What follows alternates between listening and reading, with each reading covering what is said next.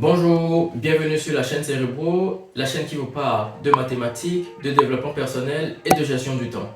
Dans cette séquence, nous allons traiter un exercice de proportionnalité, plus précisément le cas d'un partage sans erreur. Je vais prendre le temps de lire l'exercice avant de passer à la résolution.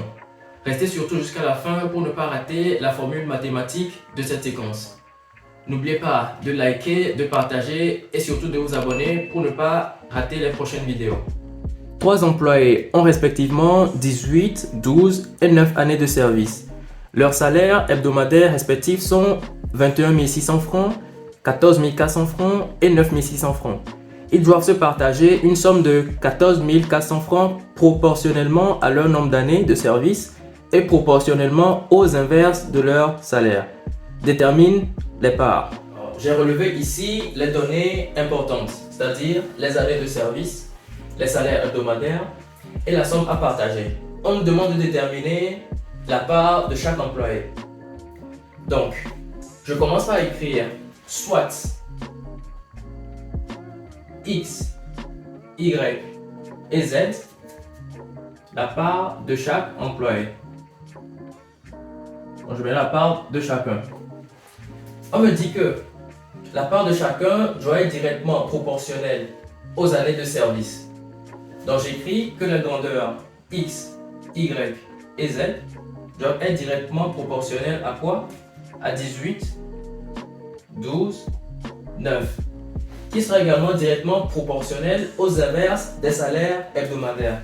Donc j'écris directement proportionnel aux inverses des salaires, donc j'aurai 1 sur 21 600, 1 sur 14 400 et 1 sur 9 600. Alors, ici j'ai deux fois directement proportionnel, donc je peux réduire cette écriture là. Je dis que ça fait les grandeurs X, Y et Z sont directement proportionnelles à quoi? Puisque j'ai deux fois directement proportionnel, je peux effectuer le produit de ces quantités. Autrement dit, j'aurai 18 sur 21 600, 12 sur 14 400 et 9 sur 9 600. Ici, je constate que cette quantité au dénominateur ici sont tous divisés par 100. Donc je peux réduire l'écriture. En réalité, c'est pour faciliter les calculs dans la suite. Directement proportionnel à quoi? À 18 sur 216, 12 sur 144 et 9 sur 96. À partir de cette relation, je peux déduire l'écriture de proportionnalité. Mais attention, comment? J'écris X sur... Alors, pour trouver le dénominateur de X, qu'est-ce que je fais? Je prends le numérateur ici, qui va multiplier les deux autres dénominateurs. Donc j'aurai X sur 18 fois 144 qui va multiplier 96. Puisque je veux trouver une relation de proportionnalité, j'écris c'est égal à quoi? Y sur quoi?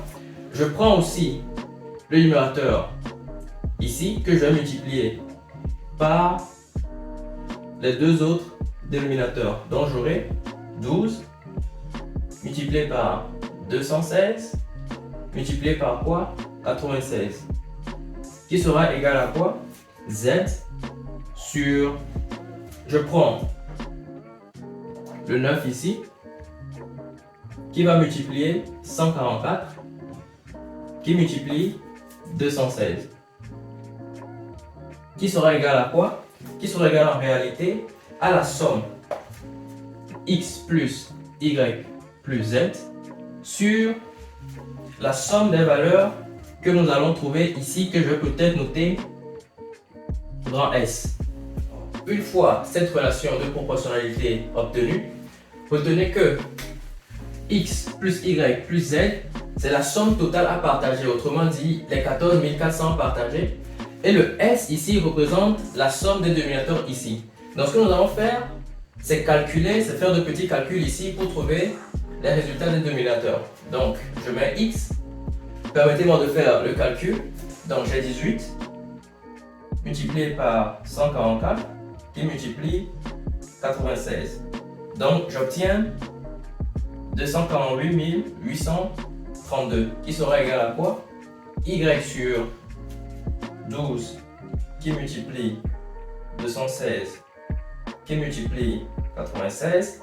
J'obtiens également 248 832. Un peu étrange.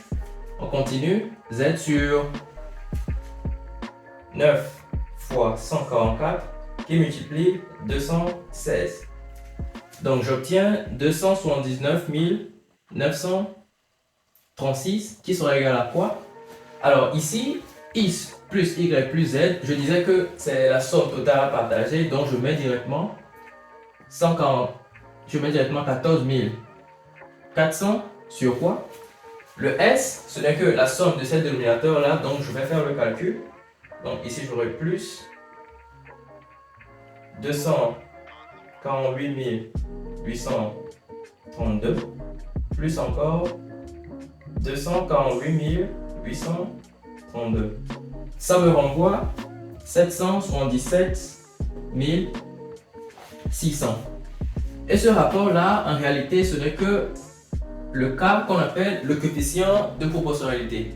Donc, une fois que le coefficient de proportionnalité est obtenu, on peut déterminer très facilement la part de chaque employé. Donc, je vais écrire, je prends maintenant la relation X sur 248 832 égale à quoi? Égale à K qui n'est que 14 400 sur 777 600. Alors à ce niveau, je vais déterminer X.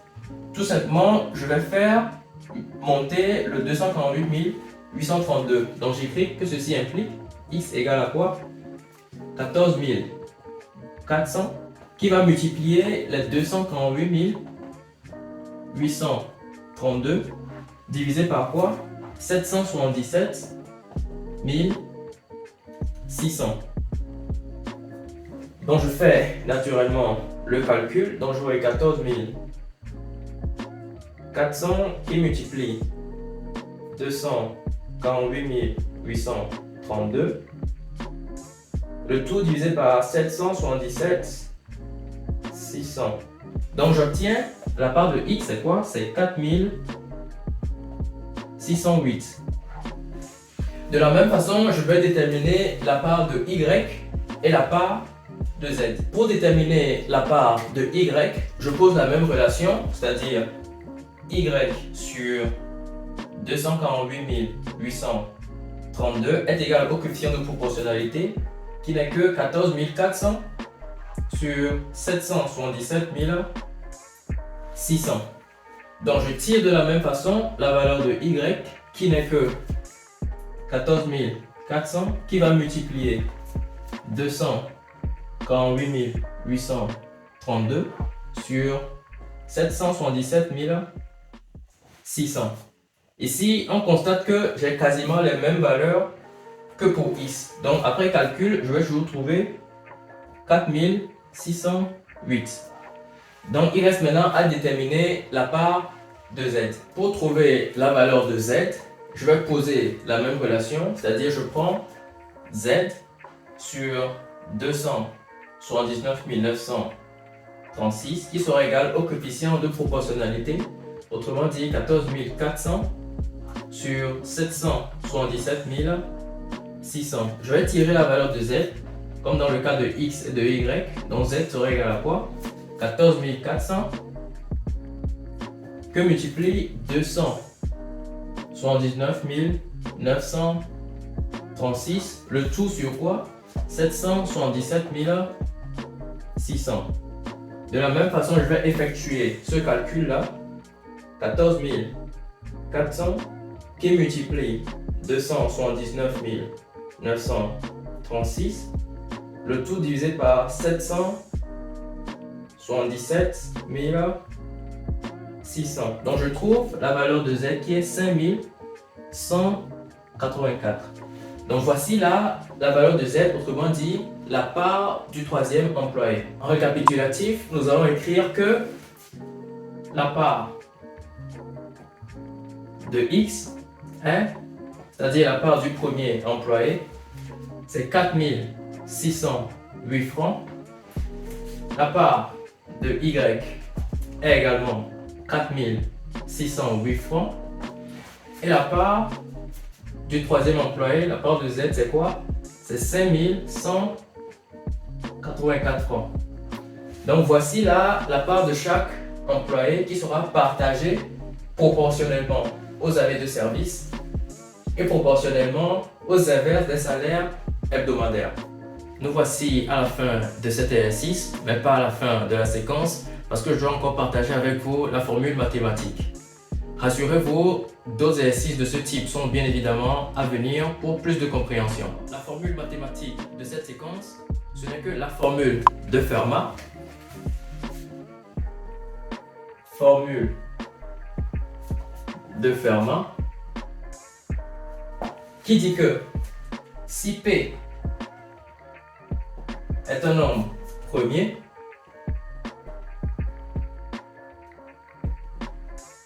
et A un entier,